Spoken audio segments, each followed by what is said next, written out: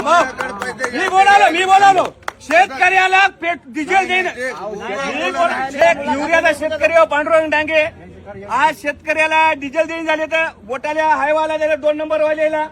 आणि इथं त्याची रेती वडालेत खड्या गोडायला आज शेतकऱ्याची पलटी राहिली पेरणी धंदे राहिले शेताचे आज शेतकरी परेशान आहे शिंदे साहेबांनी एवढं सुद्धा सांगितलं शेतकऱ्याला डिझेल द्या मग वाहनवाल्याला द्या मी एक शिवसैनिक शिंदे साहेबाचा कार्यकर्ता आमदार संतोष भांगेचा कार्यकर्ता आम्हाला आदेश वरून आला की शेतकऱ्याला पहिले डिझेल द्या मग बाकीच्या तुम्ही हायवाले असो 2 नंबर वाले असो तुमचे कोणत्या टिप्परवाला असो त्याला मग द्या आधी धंदा करा शेतीची पेरणी करा शेतीची मशागत करा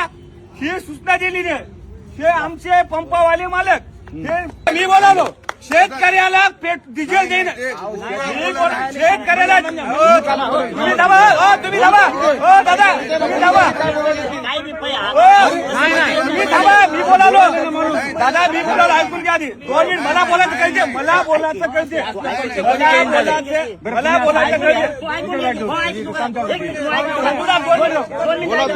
हे शेतकऱ्याला आमच्या डिझेल कॅन मध्ये द्यायचं वाहन आणा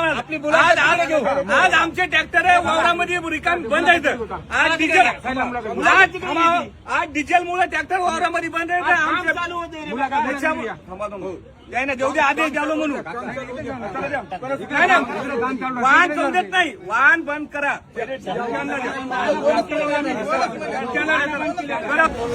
आज आमच्या